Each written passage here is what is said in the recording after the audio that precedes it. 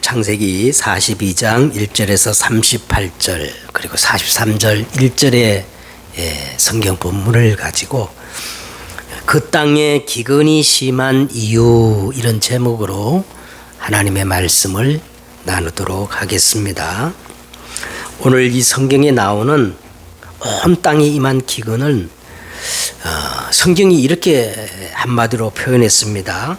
창세기 41장 30절에 보니까 이 땅이 기근으로 다 망하는 그런 무시무시한 기근이었습니다. 이 생명의 양식이 오직 요셉에게만 있었기 때문에 천하만국 백성들이 다 누구께로 지금 나가는 거예요? 요셉에게로 몰려가는 그런 상황에 이 야곱이 이 소식을 듣고 자식들에게 곡식을 사오라고 이렇게 시키면서 그 요셉의 한 배에서 난 그 요셉의 아우 이 베냐민은 절대로 같이 보내지 않았습니다. 애굽으로 내려간 10명의 형제들은 애굽에서 이 총리가 된 요셉의 그 앞에 엎드려 절하는데 요셉은 딱 보자마자 한눈에 형들임을 알아보았지만은 요셉의 형들은 요셉을 알아보지 못했어요. 자, 그래서 이제 9절을 한번 보세요. 9절에 요셉이 그들에게 대하여 꾼 꿈을 생각하고 그랬어요. 요셉이 원수보다 못한 형들을 처음 만나자마자 무슨 생각을 했을까요? 여러분 같으면 요셉이라면 원수보다 못한 그 형들, 자기에게 그렇게 악한 짓을 했던 형들을 만나면 무슨 생각이 들까요? 우리가 성경을 그냥 읽으면 요셉도 인간인지라 드디어 형들에게 복수하려는가 보다 그렇게 생각했을 법도 한데 그렇지 않아요. 바로 요셉이 뭘 생각했느냐 하면 창세기 37장 1절에서 11절에 그 꿈을 생각한 겁니다. 그 꿈 내용이 뭐냐면 해와 달과 11별이 누구께 절을 하는 거예요? 요셉에게 절을 하는 그 꿈이잖아요.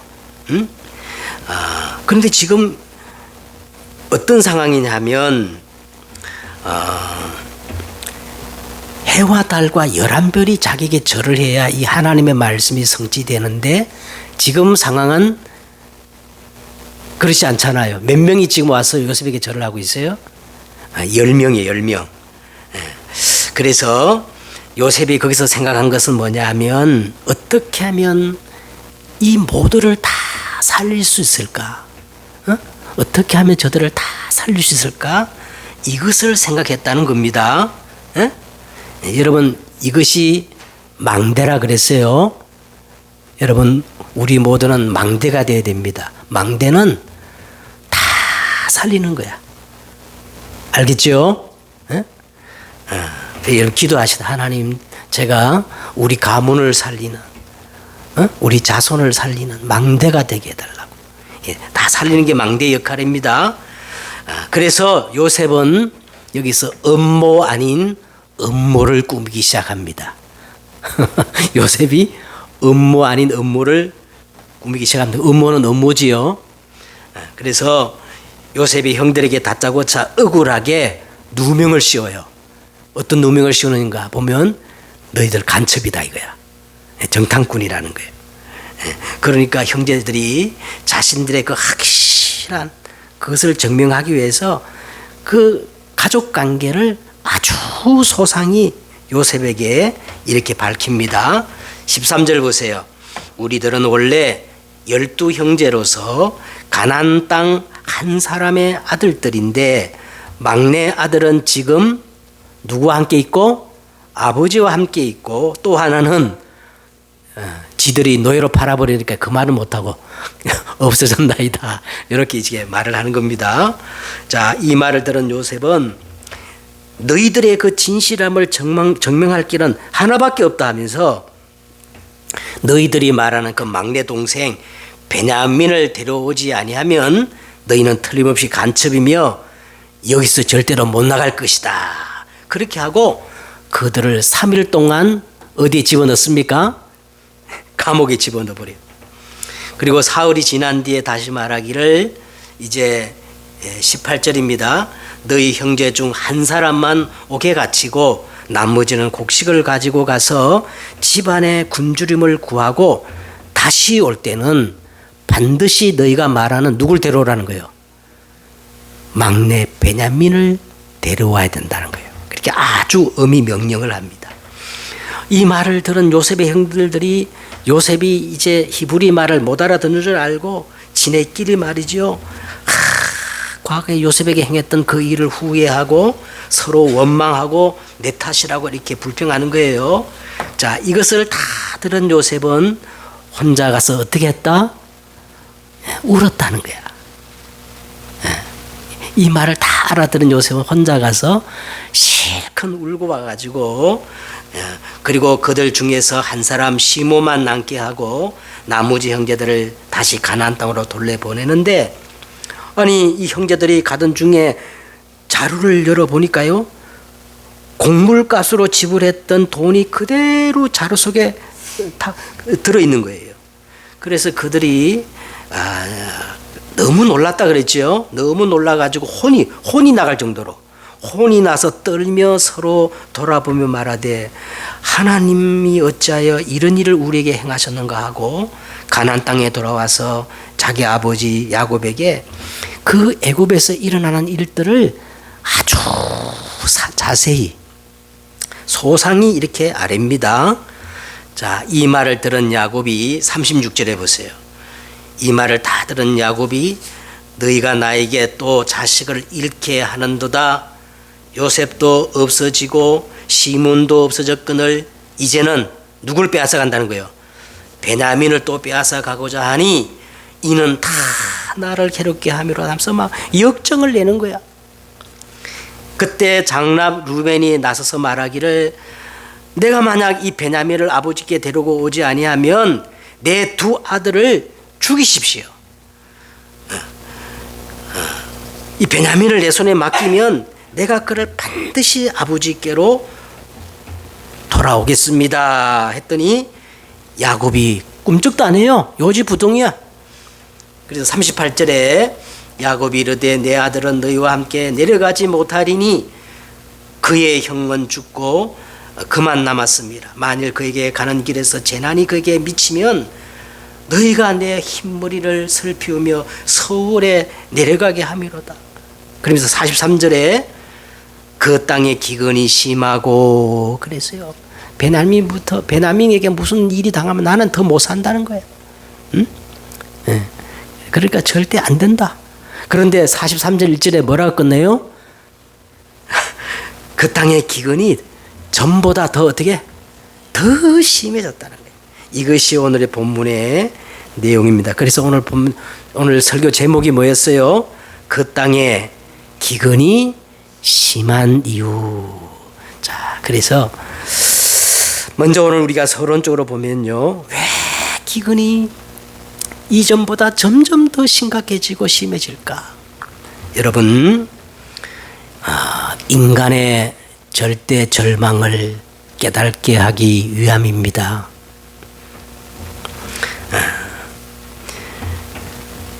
오늘 이제 전반에 계속 기근이 심하다. 기근이 점점 심하다. 그 기근이 계속 심해지는 그거를 성경은 지금 기록하고 있거든요.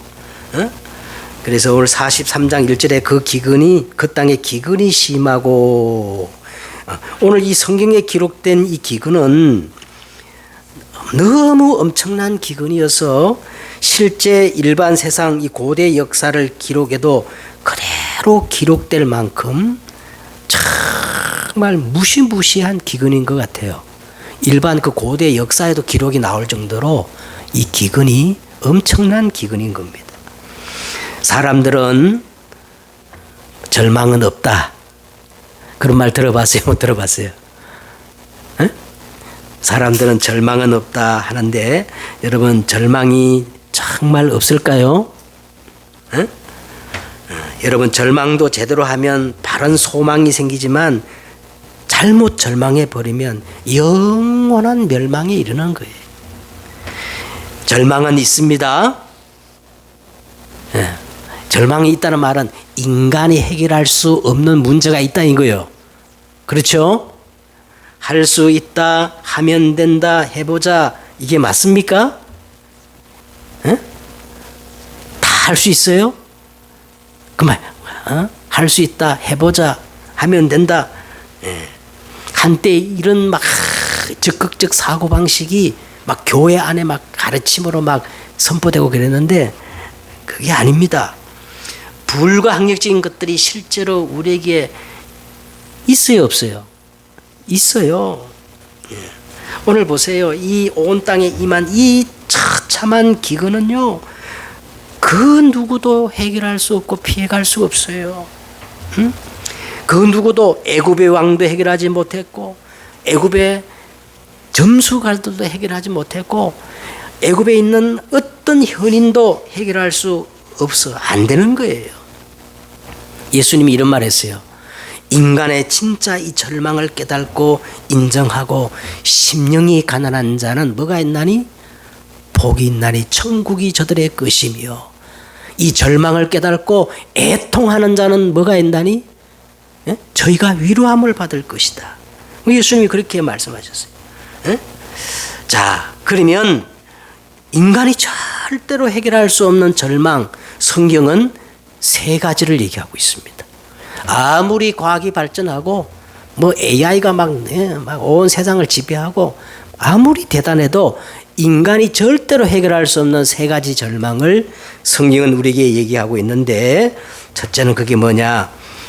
근본적 운명은 절대 해결할 수 없어요.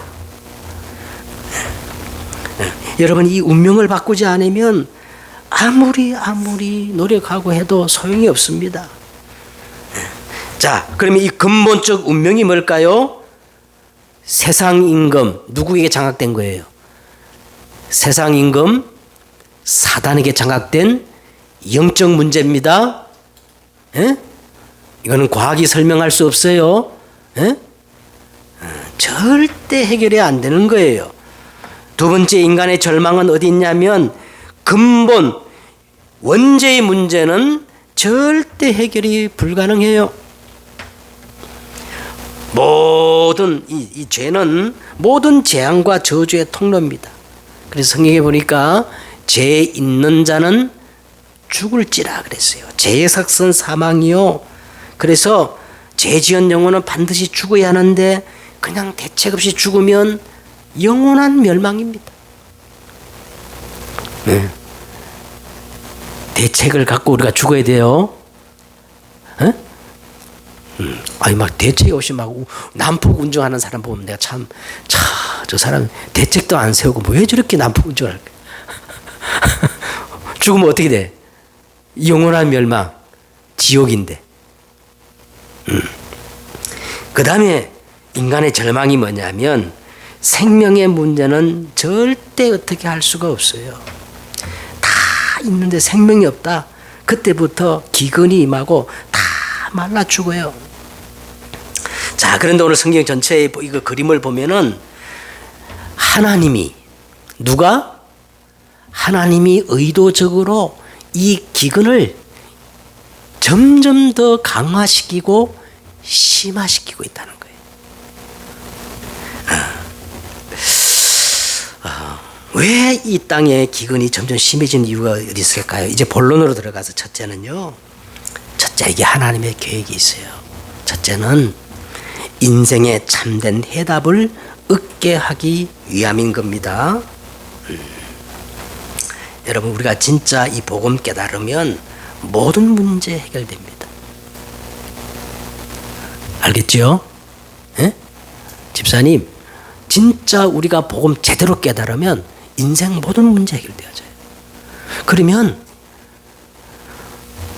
진짜 우리가 복음을 깨닫는다는 그 의미가 뭡니까? 교회 다니는 게 복음 깨닫는 겁니까? 그냥 입으로 예수 그리스도 하는 게 복음 깨닫는 겁니까? 그게 아니라는 거예요. 그래서 하나님은 이 진짜 인생의 해답, 복음을 깨닫게 하기 위해서 하나님은 계속 기근을 심화시키고 강화시키며 몰아간다는 겁니다. 자, 그러면 복음을 깨닫는다는 말이 먼저 첫째, 복음의 유일성입니다. 복음의 유일성. 여러분, 우리가 성경을 어렵게 보지 말고 그가 그냥 가감없이 쉽게 한번 보세요. 지금 온 가족이 요셉을 만나기까지 왜 이 기근이 점점 심해질까요? 자, 한번 이런 가정을 한번 해보십시다. 만약에 기근이 어중간했다고 했다면, 기근이 이렇게 처참할 정도가 아니라 겨우 먹고 살 정도였다면, 이 요셉과 그 가족들이 이 극적으로 이렇게 만날 수 있을까요? 절대 만날 수 없을 겁니다. 왜 기근이 자꾸 심해져야 되느냐? 유일한 생명의 양식을 가지고 있는 요셉에게 다가가야 하기 때문에 기근이 심해져야 되는 거예요. 요셉에게만 생명의 양식이 있기 때문에. 그렇죠? 이것이 복음의 유일성입니다. 다른 데는 생명의 양식이 없어요. 누구에게만 생명의 양식이 있어요? 근데 이 요셉은 누구를 예표한다 그랬죠? 예수 그리스도. 다른 이로서는 구원을 얻을 수 없나니 천하 인간에게 구원 얻을 만한 다른 이름을 우리에게 주신 일이 있다 없다? 없느니라. 갈라디아 1장 7절에 보니까 바울은 이렇게 말해요. 다른 복음은 없나니. 하늘에서 내려온 천사라 할지라도 그리스도 말고 다른 복음 전하면 뭘 받을지어다? 저주를 받을지어다. 이 복음의 유일성을 우리가 깨닫는 사람이 복음을 아는 거예요. 두 번째는 복음의 절대성입니다. 복음의 절대성. 성경은 복음을 얘기하지 않아요. 성경은 뭐를 얘기하느냐? 오직 복음을 얘기하고 있는 겁니다. 오직 복음, 이 복음의 절대성을 강조하고 있어요. 자, 야곱의 형제들이 애굽으로 내려갔는데 요셉의 꿈이 그대로 성취돼 가지고 이 요셉의 형들이 와서 그 앞에 땅에 엎드려 절을 다 하는 거예요. 자, 이 절을 했단 말은 하늘에 이 해와 달과 11별이 요셉에게 절을 했다는 이 말은 뭐냐면 복음의 절대성을 의미하는 겁니다. 저는 이런 자신이 있어요. 이 지구상의 모든 사단 마귀 귀신들이 다 덤벼들어라. 나는 감당할 자신이 있다. 왜 그래요? 예수 그리스도만 참 빛이고 다 어둠이기 때문에 그래. 믿습니까? 그건 제 얘기가 아니고요.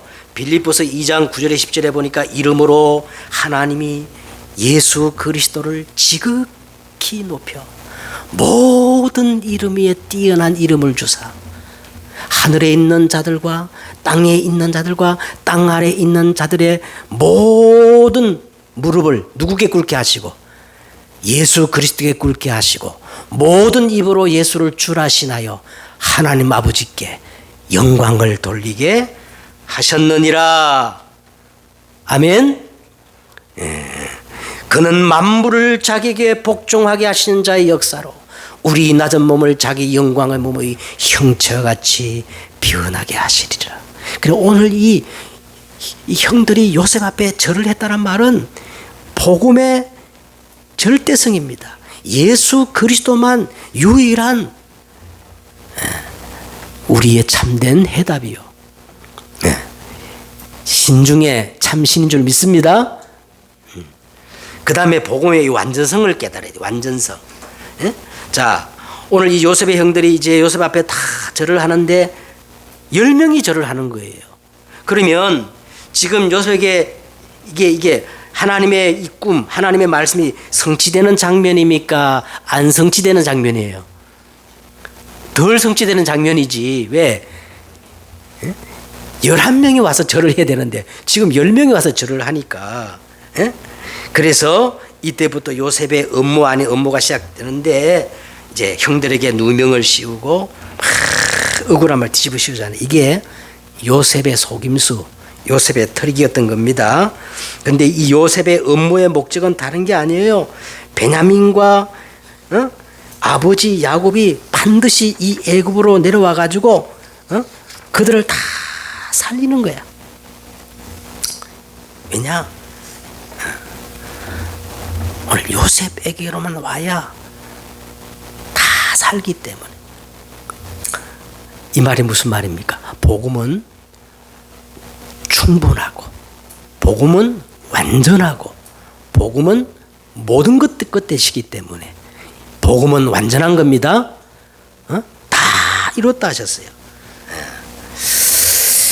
자, 이제 우리 두 번째로 또 생각할 것이 뭐냐면 오늘 성경을 읽다 보면은 탁 눈에 띄는 게 하나 있어야 돼요. 뭐냐면 한 사람이란 말이 계속 반복되어 나옵니다.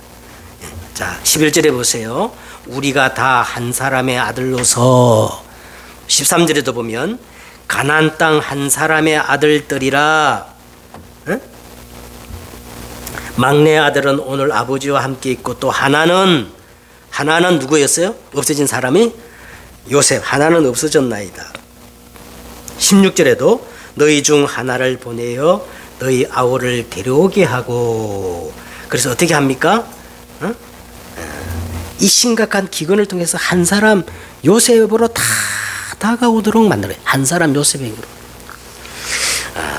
자, 여기서 우리 한 사람의 말이 계속 나오는데 여러분 집에 가서 꼭 확인해 보시기 바랍니다. 로마서의 5장에 보면은 이 한 사람, 이 대표성의 원리, 이 대표성의 원리가 반복되어 설명하고 있어요. 자, 이 대표성의 원리, 한 사람, 이 대표성의 원리를 제가 이렇게 한번 설명해 보겠습니다. 지난주에 보니까요, 우리나라하고 싱가포르가 축구 경기 보셨죠? 축구 경기를 했는데 우리나라가 막 얼마나 7대 0으로 7대 0으로.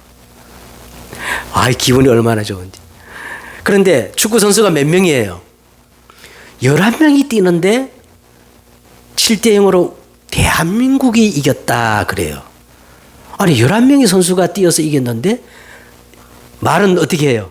우리 대한민국이 이겼다. 왜냐하면 그 11명은 누구를 대표하기 때문에 그렇습니까?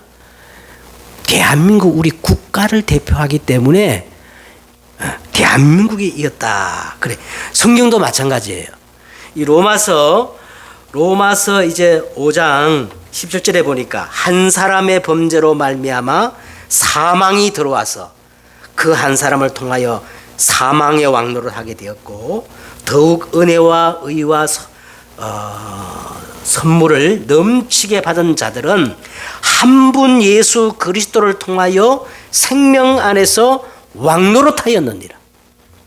다시 말하면 아담 한 사람의 범죄함으로 온 인류가 이 원죄에 빠졌고 한 사람 예수 그리스도의 죽음으로 말미암아 대속의 은혜를 입었다는 겁니다. 자, 그래서 요셉은 누구의 예표일 수밖에 없어요? 예수 그리스도의 예표일 수밖에 없습니다. 그 한 사람을 통해서 애굽이 살고 가정이 살고 다 사는 거예요. 예수 그리스도는 사단의 권세를 깨뜨리신 만왕의 왕이십니다. 그리스도는 죄와 사망의 법에서 우리를 해방시키신 대제사장이셔요. 그리스도는 하나님 만날 수 있는 새롭고 살 길을 여신 참 선자인 줄 믿습니다.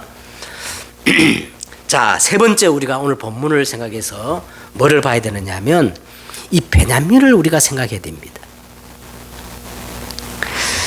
여러분 이 창세기를 보면은 누구의 이야기가 가장 많이 기록되어 있나 하면은 사실은 요셉의 이야기예요. 요셉의 이야기가 어느 정도 많이 기록됐냐면 창세기 37장부터 마지막 50장까지 요셉의 이야기가 기록되어 있어요. 그런데 이 요셉의 긴 이야기를 성경은 요셉의 이야기라고 말하지 않고 누구의 이야기라고 얘기하느냐 하면 창세기 37장 2절에 보세요. 요셉의 이야기를 시작하면서 성경 이렇게 말합니다. 야곱의 족보는 이러하니라 하고 요셉 이야기가 그때부터 쭉 나오는 거예요. 그러니까 요셉의 이야기가 아니라 사실은 누구의 족보라는 거예요. 야곱의 족보. 이 족보란 말은 히브리 말로 톨레도시라 그랬죠. 야곱의 족보 이야기가 요셉의 이야기라는 겁니다. 자, 그러면 요셉은 정확히 예수 그리스도의 예표요. 그러면 야곱은 도대체 누구의 예표일까요? 야곱은 바로 나의 예표입니다. 내가 누군가를 가장 압축적으로 잘 설명하는 인물이 야곱이에요. 그렇다면 지금 성경에 나오는 이 야곱의 톨레도, 야곱의 족보는 사실 누구의 톨레도, 누구의 족보 이야기예요? 나에 대한 이야기라는 거예요. 아멘? 그래서 여러분, 이 베냐민을 통해서 내가 어떤 사람인가 이거를 발견해야 된다. 자, 오늘 그래서 본문 중심에 누가 있냐면 사실은 베냐민이 있어요. 보세요. 요셉은 막 음모를 꾸미는데 사실 본론은 하나입니다. 누굴 데려오라는 거예요? 베냐민을 내게 데려오라는 거야. 그런데 아버지 야곱은 베냐민을 보내겠다, 안 보내겠다? 그 정도가 아니고 죽어도 못 보내. 그러면 오늘 이 본문 중심에 누가 있어요? 베냐민이 있는 겁니다. 그래서 저는 한 주간 동안 요셉은 그리스도를 예표하고 야곱은 나를 예표한다면 도대체 베냐민은 영적으로 나의 무엇을 의미할까? 자, 여기에 우리의 끈질긴 야곱스러운 변화되지 않는 그 야곱의 모습, 전부 자기 에고 이 편에 그 야곱의 속성 속에서 나를 보아야 한다는 겁니다. 오랜 세월 하나님을 믿는다고 하지만은 이름도 바뀌었지만은 전혀 바뀌지 않고 모든 그 우주 중심에 이 야곱의 우주 중심에는요 하나님이 계신 게 아니고 전부 누구예요? 자기 중심입니다. 그래서 그 땅에 기근이 심하고 하나님은 계속 이 기근을 강화시키는 거예요. 기근이 점점 심해지니까 결국은 야곱이 자기 손에서 베냐민을 내려놓습니다. 그 얘기가 이제 다음 주 나올 43장 14절에 나오는데 한번 14절 한번 보십시다. 43, 14절에 이게 자기가 아니에요 이제. 야곱이 자기를 내놓고 전능하신 하나님께서 그 사람 앞에서 너희에게 은혜를 베푸사 그 사람으로 너희 다른 형제와 베냐민을 돌려보내게 하시기를 원하노라. 자, 다 같이 하겠습니다. 그 다음에 시작. 내가 자식을 잃게 되면 이러리로다. 이거 엄청난 변화예요. 죽어도 못 보내 하던 그거를 야곱이 이제 내려놓는 겁니다. 뭐 때문에? 점점 기근이 심해지므로. 자, 베냐민은 야곱에게 어떤 존재냐? 마지막까지 양보할 수 없고 포기할 수 없는 그 무엇이에요. 그렇다면 그 무엇이 뭐냐? 이 창세기가 그래서 참 기가 막힌 하나님의 말씀입니다. 우리 속에도 이 베냐민이 있어요. 그게 뭐냐? 창세기 3장, 6장, 11장입니다. 창세기 3장이 뭐냐? 사단이 첫사람 하와에게 와가지고 뭐라고 미혹했어요? 네가 선악과를 다 먹고 네가 뭐가 되라? 네가 스스로 하나님이 되라는 거예요. 네가 하나님이 돼? 하나님 믿는다고 아무리 그래도 네가 중요한 거야. 네 생각이 중요한 거야. 그래서 오늘날 예수 믿는 사람들 중에도 있잖아요. 10년, 20년 권사가 되고 장로가 돼도 전부 자기 생각대로 하나님 믿는 사람이 얼마나 많은지 몰라요. 안 내려놔요. 창세기 6장은 뭡니까? 여러분, 내가 하다가 어느 날 뭐가 이렇게 들려버려. 어디에 영향을 받는다니까? 그게 뭐예요? 네피림입니다. 에? 사단의 영향을 받게 돼 있어요. 에? 그런데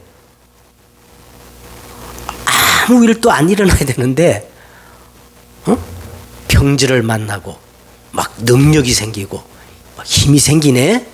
그래가지고 뭐를 쌓아요? 창세기 11장 바벨탑을 쌓는 거예요. 바벨탑은 하루 일순간에 무너지는 겁니다. 여기 창세기 3장, 6장, 11장 이것이 우리 안에 있는 뭐다? 베냐민이다. 베냐민. 자, 이제 우리가 결론을 맺겠습니다. 우리는 여기서 다시 한번 복음이 뭔가를 정말 신앙 고백적으로 한번 정리를 해야 되는 겁니다. 오늘 우리가 이 야곱의 톨레도 야곱의 족보를 보면서 우리는 뭐를 해야 되느냐 하면, 여러분, 복음이라는 게 뭐냐? 복음은 불가항력적 은혜예요.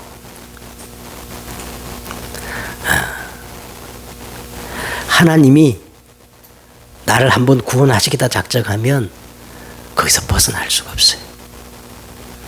하나님이 지구 끝까지 찾아오셔가지고 마지막 5분 전에 나를 돌려놓습니다. 그러나 이 하나님의 불가항력적 은혜 속에 있지 않은 사람은 교회에서 자꾸 멀어지면 멀어질수록 더 잘 돼. 그런데 하나님의 이 불가항력 은혜 속에 있는 사람은 하나님은 자꾸 기근을 보내는 거예요.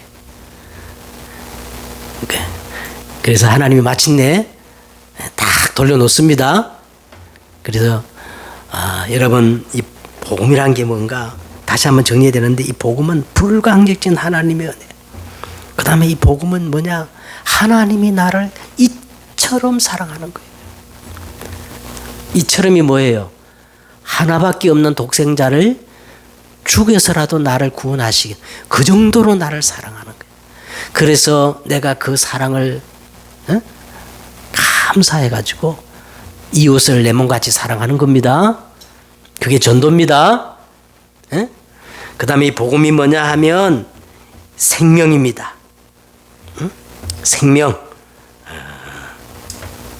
지금 내 안에 그리스도의 생명이 지금 내 안에 항상 나와 함께 영원토록, 할렐루야, 이 생명이 복음이에요. 그래서 우리는 이 생명 가진 자는 날마다 자라나야 돼요. 성숙해야 돼요. 이 신학적 용어로 뭐라 그러냐면 성화라 그래요. 그러면 여러분, 마지막으로 성숙에 대해서 여러분 어떻게 받아들입니까? 응? 저 불교나 다른 이방 종교들은요, 치성을 드리고 수행을 하고 고행을 하고 그렇게 하잖아요. 근데 기독교에서 말하는 성숙은 그게 아니에요. 성경에서 말하는 성숙은 내가 개선되어지고 수준이 나아지는 것이 아닙니다. 저는 어릴 때 성직자가 되려고 그랬어요. 뭐가 되려고요? 신부님처럼 막 성직자가 되려고 그랬어요. 근데 어느 날 깨달았어요. 나는 성직자가 될 수 없다. 여러분, 제가 지금까지 경험한 바로는요, 저를 포함해서 그 어떤 사람도 성숙하지 않아요. 성숙되어지지 않아요. 인간의 본질은, 근본적인 본질은 변화되지 않습니다. 제가 설교할 때 자주 이런 말표를 쓰잖아요. 벌레만도 못한 나 같은 죄인. 그거는 막 제가 겸양을 띄어서 그렇게 말하는 게 절대 아닙니다. 저는 정말 벌레만도 못한 죄인.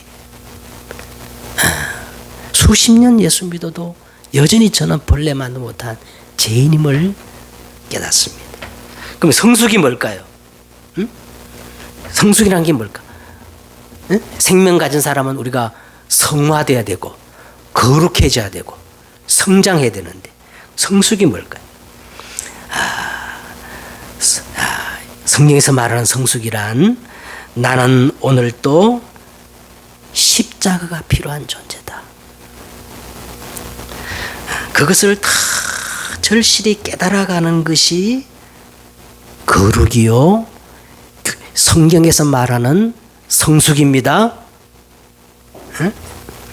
꿈 깨시기 바랍니다. 우리는 절대 나아지는 존재가 아닙니다. 나아지지 않는 자기 본성을 늘 확인하면서 벌레만도 못했던 나 같은 죄인 진저리를 치면서 그리고 또 징징거리며 은검은검 뭐를 붙잡는 거예요? 나 같은 이 벌레만도 못한 그 갈보리 십자가를 붙잡는 게 이게 진짜 성숙이. 끈질기게 창세기 3장 6장 11장 내 안에 있는 이 베냐민을 확인하고 나에게는 선한 것이 하나도 없다. 나의 나된 것들은 다 동기였구나. 그러면서 뭐를 발견해요? 예수 그리스도만 정답이다. 예수 그리스도만 진리구나. 아멘. 다른 건 다 거짓말이에요. 그래가지고 십자가에서 날마다 나를 쳐서 복종시키는 이게 진정한 성숙인 줄 믿습니다. 더 모자라고 안 되고 잘못했기 때문에 그래서 나는 주님이 더 필요해요. 주님 없으면 나 못 살아요. 그래야 되는 거예요. 오늘 야곱을 보세요. 형제들을 보면요. 진짜 그 야곱스러움이 끈질기게 변화되지 않잖아요.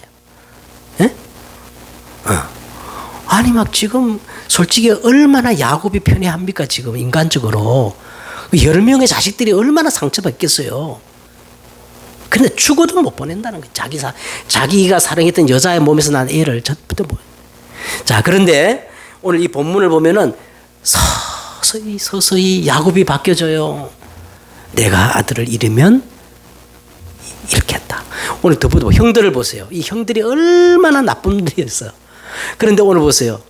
루벤, 시므온, 특히 오늘 유다를 33장에 가면 유다가 나오는데 그들이 그 동생들을 위해서 이스라엘 이 공동체를 지키기 위해서 기꺼이 자기 생명을 걸겠다는 겁니다. 변화됐어요? 안 변화됐어요? 이렇게 서서히 우리는 변화되는 거예요. 이걸 우리는 뭐라 그랬냐면 거룩이라 그래요. 성숙이라 그래요. 성령에서 말하는 성장이라고 그렇게 말합니다. 날마다 갈보리 십자가 붙잡고 승리하는 여러분 되시기를 주 예수 그리스도의 이름으로 축복합니다.